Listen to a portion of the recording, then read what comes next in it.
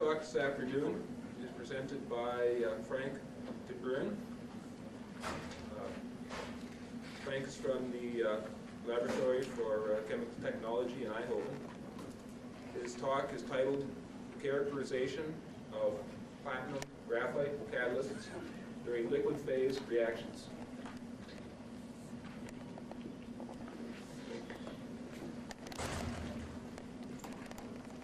Good afternoon, ladies and gentlemen. In this talk, I would like to show you how carbon-supported platinum catalysts can be characterized during liquid phase reactions using an electrochemical technique called voltammetry.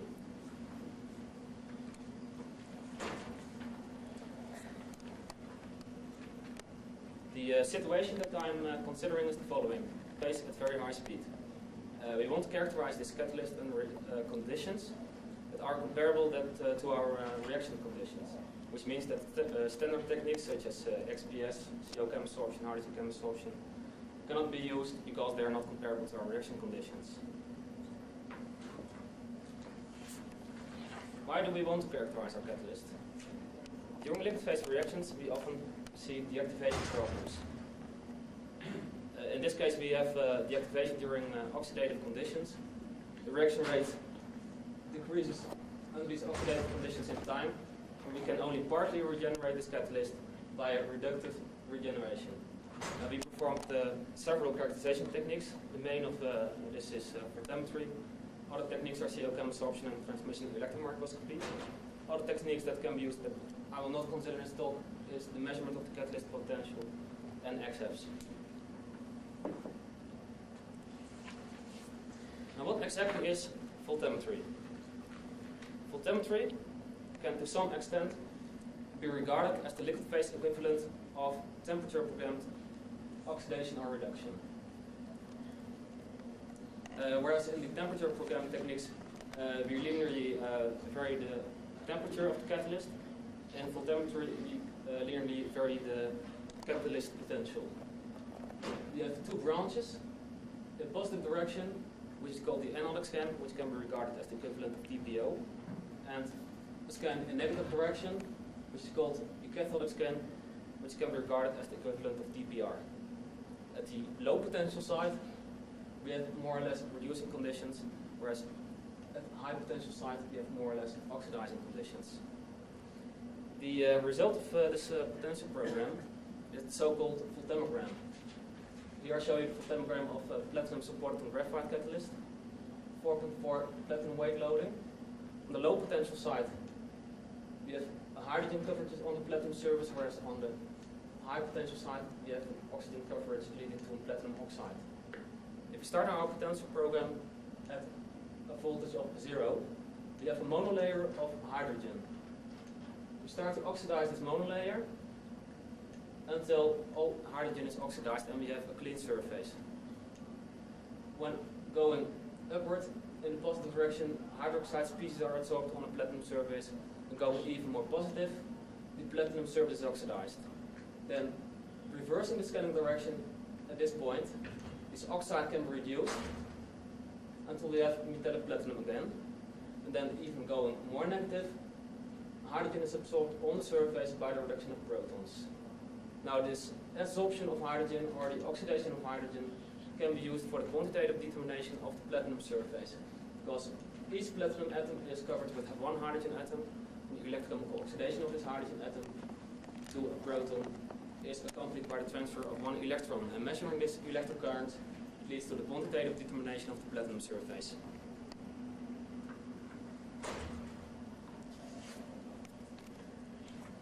I would like to stress this technique for catalyst characterization is not new. It's used quite often for the characterization of catalyst in fuel cell technologies. But what is rather new is our electrochemical cell that we developed. It makes it able to use to sample a small amount of catalyst during a liquid phase reaction, introduce it in this electrochemical cell, and by pumping the electrolyte, which is in this case sulfuric acid, through the cell, the catalyst particles are mounted on a membrane field to make electric contact with the platinum sieve so that they act as a working electrode. The determination is quantitative because the mixing in the CSTR is very well, so if you example, a fixed amount of volume of catalyst slurry, which contains the reaction liquid and the catalyst particles. This is equal to a fixed amount of platinum on carbon powder, which can be characterized. And the main advantage of the technique is that the catalyst stays in a wet state.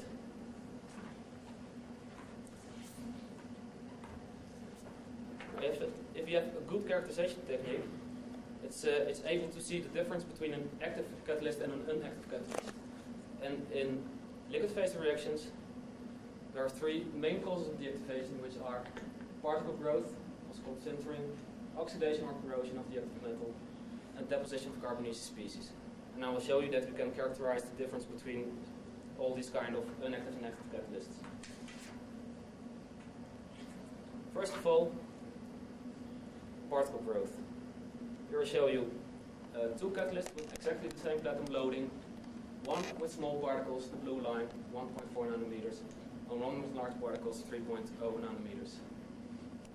There are two major differences between those catalysts, between those full demographs. First of all, the surface area as measured from the hydrogen region is in the catalyst with the large particles much smaller than in the catalyst with the small particles, the blue line. The second difference is that the potential at which the platinum oxide is reduced, which is electrochemically formed at this potential, is reduced in the large particles as much higher potentials than with the small particle size. And a higher value of the catalyst potential for the reduction means that they are more easily reduced than the smaller particles, which is more or less what you can also see in temperature prevent reduction, in which small particles that are oxidized are only reduced at higher temperatures than larger particles that are oxidized. We also did some CO chem absorption of these two catalysts. Fraction of exposed platinum atoms is given here for the CO chem absorption decontamination as compared to the electrochemical decontamination, and as you can see, the comparison is quite well, especially when you consider that we compare a gas phase technique with a liquid phase technique.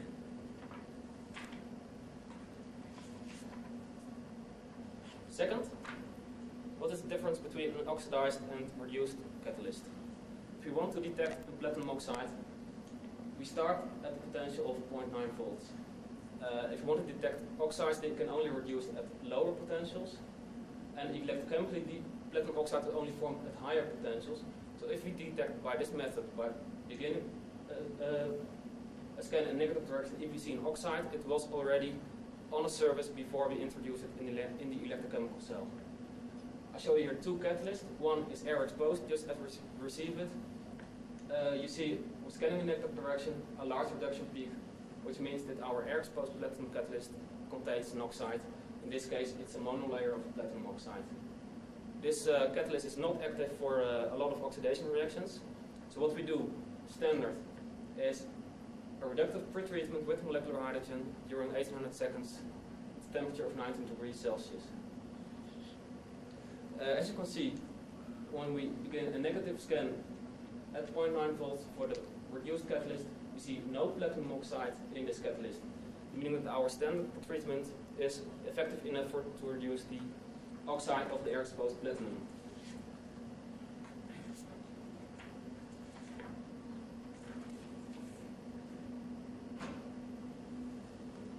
And last, what do we see if we have adsorbates on the surface? This is a catalyst which is treated with molecular hydrogen at very high pH, which means pH 30 at 90 degrees centigrade. When we want to detect adsorbed species on the platinum surface, we begin an electrochemical scan at a potential of, let's say, 0.3 volts, because oxidation reactions of organic species only begin at higher potentials. We scan first through this hydrogen region to see if we can absorb any hydrogen on the surface, which means more or less that we titrate our platinum surface, which is free of adsorbates.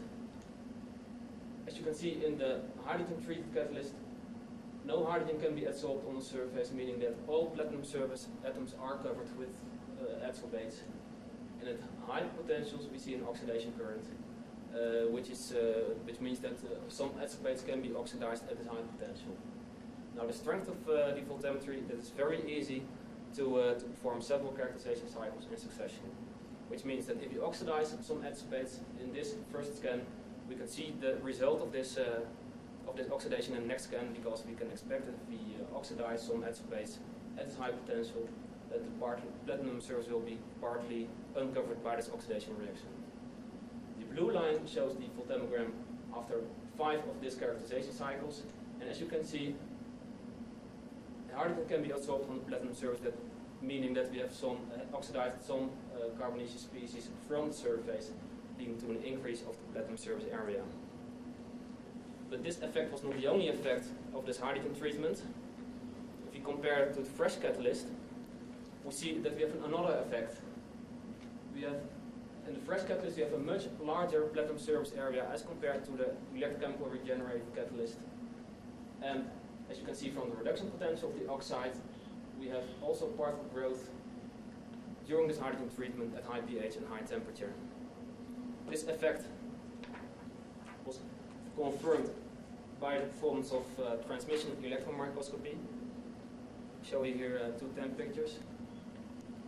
Above the fresh catalyst, very small particles, very well dispersed on graphite layers.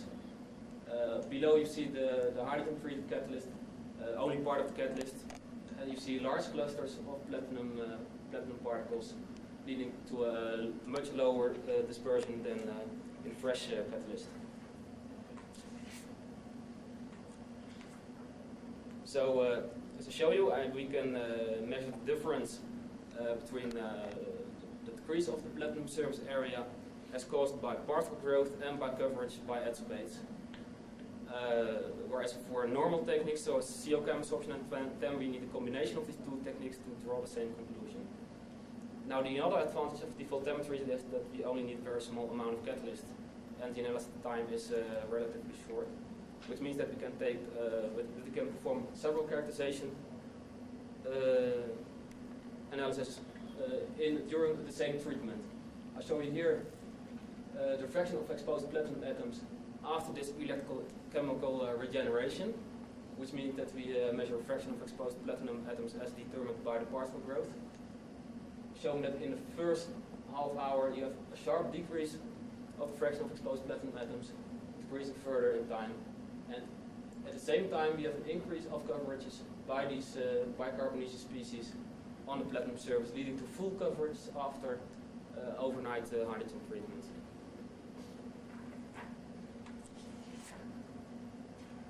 The other thing that we do in our laboratory is liquid phase oxidation of alcohol functions.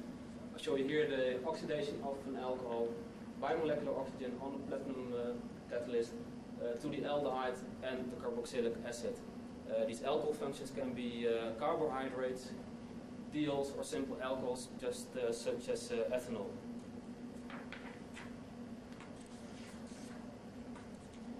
Show here an example of carbohydrate oxidation at a pH of 10 at 50 degrees centigrade.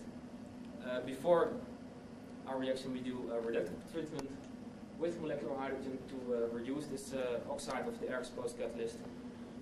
Under oxidative conditions, you have an initial high reaction rate rapidly decreasing in time, and this catalyst can be partly regenerated. And you see an initial in the second run you see an initial activity which is some lower than in the first run. So we can partly recover this catalyst, but we have some irreversible deactivation. This regeneration is done with nitrogen gas. The oxygen feed is switched to nitrogen such that the platinum surface can be reduced by the reductive because the carbohydrate has a reducing power, so that you can reduce your catalyst surface with the reactant itself. This deactivation during oxidative conditions is caused by the chem absorption of oxygen on the surface, which can be measured by measuring catalyst potential. This oxygen chem absorption leads to a hindering of the adsorption of the carbohydrate itself, leading to a lower reaction rate. But what we want to see with our voltammetry technique is, do we measure any permanent losses of platinum surface area during all these stages? So here in the black line, the fraction of exposed platinum atoms after this electrochemical cycling, so that is more or less the particle size which you measure. you can see that only under reductive treatments we see a decrease of the platinum particle size. So in the oxidative conditions, no particle growth takes place. You can also measure the coverage by adsorbates on this platinum surface. And as you can see, also under reductive conditions, you see an increase of the coverage of this platinum surface. Same effect could be measured with CL-chem absorption, a decrease of the available platinum surface area during reaction, but we have no information at which stage this takes place.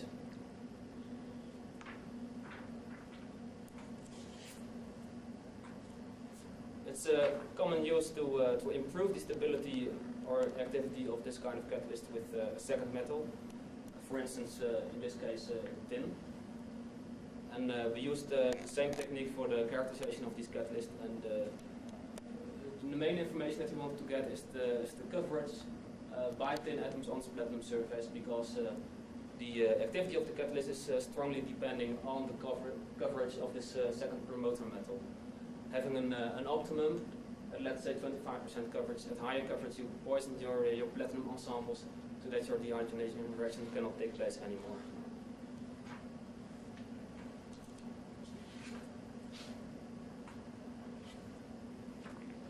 I show you here the same carbon-supported platinum catalyst before and after the deposition of tin atoms. Two main effects. First, by the deposition of tin atoms, you decrease your platinum surface area because platinum is covered with this tin atoms. So this is measured by the difference between the red area and the black area that's covered with tin atoms. And meanwhile, you can measure the oxidation of this tin from the metallic state to the oxidized state. The ratio of these two values can be used to make some calculations about how many platinum atoms are occupied with tin. In this case, it was 2 platinum atoms are occupied with 1 tin atom. And both charges can be used for the quantitative determination of the tin during reaction.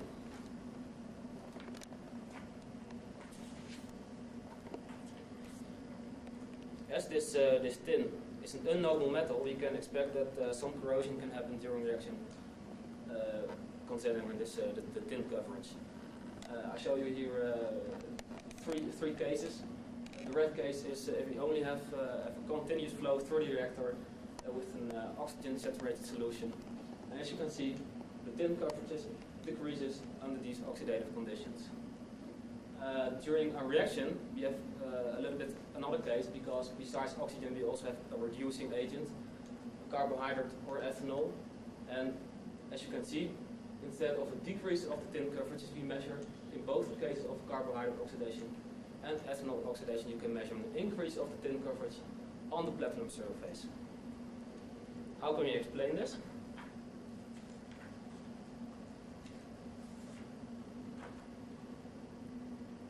If we adsorb tin on the catalyst, we not only adsorb tin on the platinum surface, but also on the carbon support.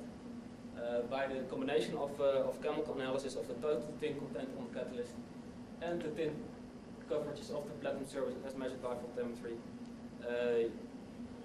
we measured only 1/3 of the total tin content is adsorbed on the platinum surfaces, and 2/3 of all tin is adsorbed on the carbon support. If we do a reaction, 2 things happen. First, we have oxygen adsorbing on both the platinum surface and the graphite support. The difference between the platinum surface and the graphite support is that during the dehydrogenation, the platinum surface is partly covered with hydrogen, which is not taking place on our carbon support. These tin atoms may be partly oxidized by this oxygen on the graphite support, making them more mobile, and part of this tin ions can be reduced on the platinum surface because it's partly covered with hydrogen, which explains our increase of the tin coverages on the platinum surface.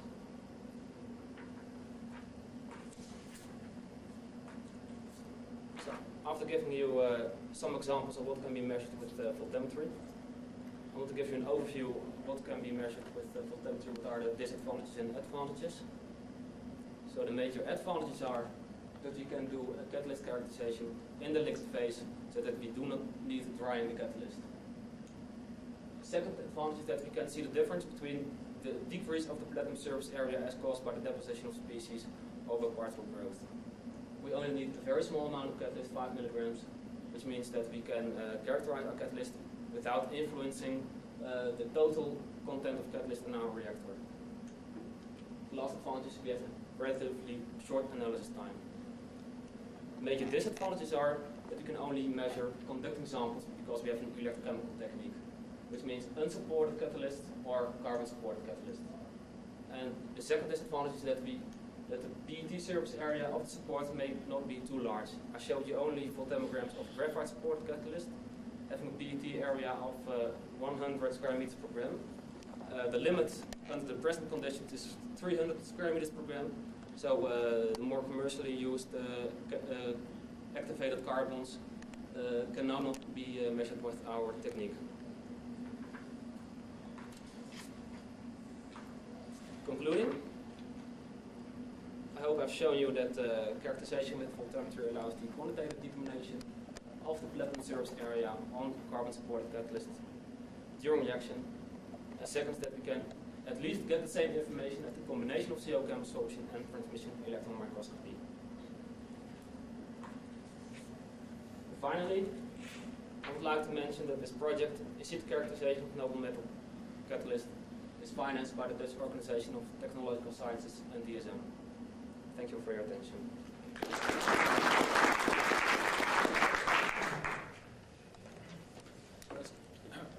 Questions? With Syracuse University. Maybe I missed, but I would like you to ask, why are you limited to catalyst with surface area lower than 300 kilometers? I didn't tell you yet. The main cause is that the carbon support acts as a kind of capacitive condensator. If you change the potential, you have a capacitive current, and for very high PET surface areas, you have a very high current related to your current platinum phenomena.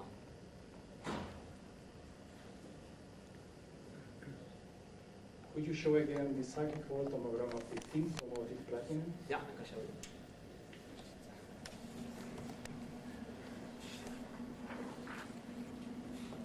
My concern is that if you have an organic impurity, and you should have because you oxidize organics, then they can, and they usually are oxidized in the potential range of 0.1 to 1 volt, which is about the same range as you oxidize thin electrons to thin 2 plus. How can you differentiate? I don't think that you can. In fact, we have performed a lot of characterization with unpromoted catalyst, and during reaction we could only see oxidation currents at potentials above this value. So under oxidative conditions, we always measure in the kinetic regime. We have oxygen saturated solution, and all kind of species that are only weakly adsorbed, meaning that are oxidized in this region, cannot be seen during normal characterization. But what happens with ethanol when you take the sample? It should contain some ethanol, and it is oxidized in this range. And I think that this is the reason why you have higher thin coverage after reaction or during reaction, because you measure the oxidation of ethanol to the oxidation of thin electrons. Try to add a drop of ethanol to this sulfuric acid solution, and you have an extra peak then in this range.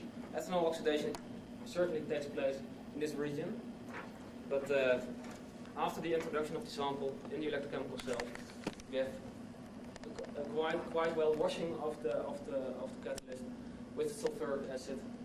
It's very effective. All ethanol in the liquid sample is washed away, and only the very strongly adsorbed species stay on the surface after this pumping of electrolytes through the surface.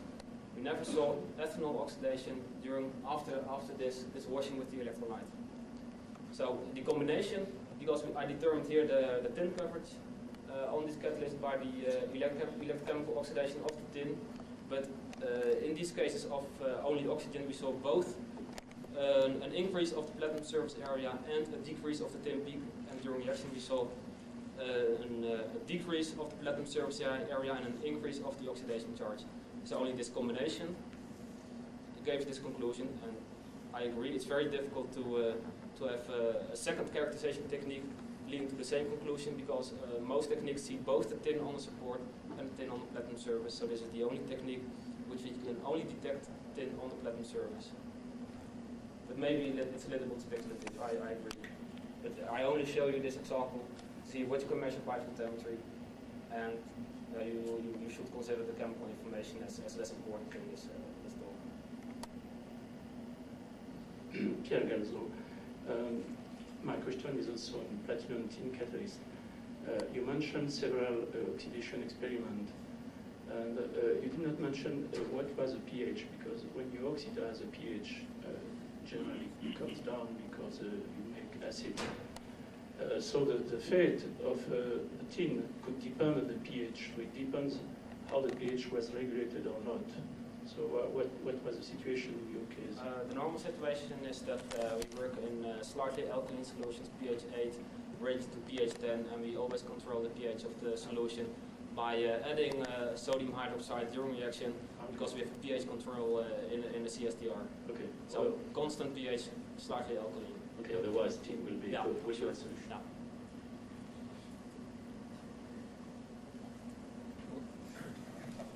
More questions? Then I have one small question. Is there a reason in principle why this technique cannot be used with a conventional catalyst on a refractory support, except the support is saturated with an electrolyte? You mean supports like alumina or silica? Yeah. I've tried some silica alumina support catalysts, but you do not need any sensible data. It's you just really need a conducting sample. And one other question. Presumably at some negative potential you'll reduce hydrogen on the graphite. Yeah. In the case of the carbon-covered platinum, could you characterize the carbon by looking for the reduction potential of hydrogen over this carbon with respect to graphite?